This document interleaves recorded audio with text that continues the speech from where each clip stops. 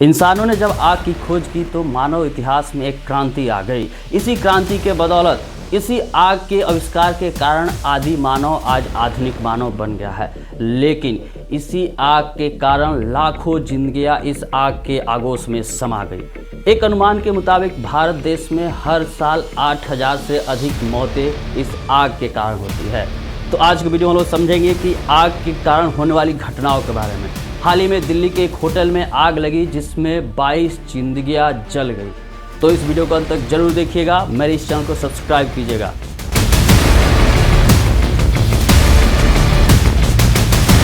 3 जून 2026 को सुबह 8:51 पे दिल्ली फायर डिपार्टमेंट को एक इमरजेंसी कॉल आती है।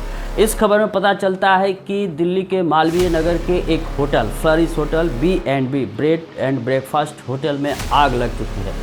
फायर ब्रिगेड की गाड़ियां वहां पे पहुंचती है और घंटों मशक्कत करने के बाद इस आग पे काबू पाती है। लेकिन इसी दौरान उस होटल में कुल 21 लोग जल करके मर गए।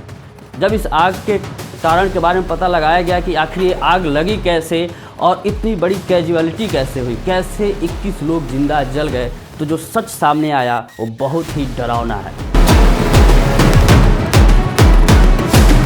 शुरुआती जांच में जब पता चला कि होटल के रसोइये केशव नेगी ने जैसे ही इलेक्ट्रिक स्टोव को ऑन किया तो इलेक्ट्रिक स्पार्क की वजह से उसमें आग पकड़ लिया और वो आग फैलने लगा।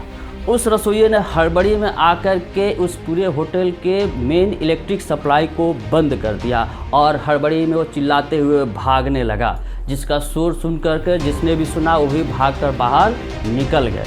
लेकिन आपके मन में सवाल चल रहा होगा कि जब ये शोर हुआ और आग जब धीरे धीरे फैल रहा था तो कैसे 21 लोग उसमें जल करके मर गए। तो इसका सबसे बड़ा कारण था उस होटल की संरचना। अब उस होटल की संरचना को समझते हैं। यह होटल 5 मंजिला था और इसमें कुल 25 कमरे थे और इसमें जितनी भी खिड़कियां थी उसको ग्लास और ग्रिल से पैक कर दिया गया था और इसमें वेंटिलेशन की बहुत ही गड़बड़ व्यवस्था थी, मतलब अच्छे तरीके से वेंटिलेशन नहीं था।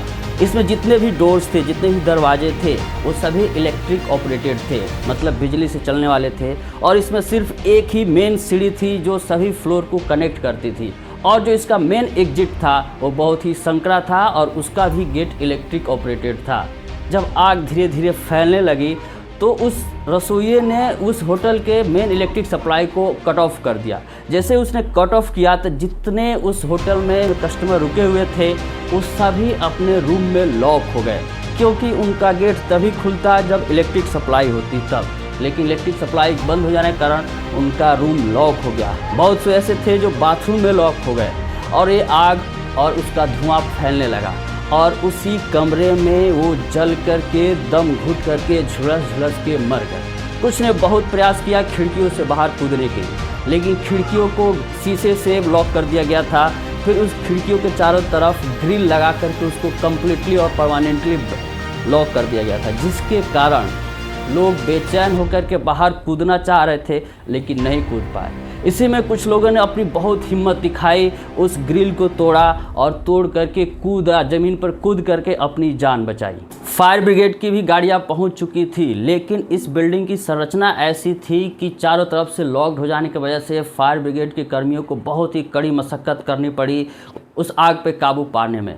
जब तक आग पे काबू पाया जाता तब तक उस होटल में ठहरे 21 कस्टमरों की मृत्यु हो चुकी थी। कोई बाथरूम में जल गया था, कोई अपने कमरे में जल गया था, धुआं से मर गया था।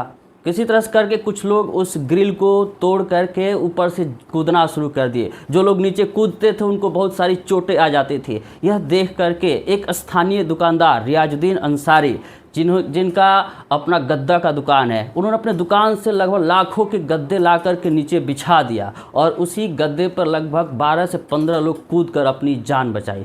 उन्होंने अपनी एक मानवता का मिसाल दिया और उनकी तारीफ पूरे भारत में हो रही है। लोग उन्हें कई तरह के इनाम दे रहे हैं और सच बात है कि उन्होंने एक मानवता का मिसाल दिया। इसके लिए उन्हें बहुत बहुत धन्यवाद।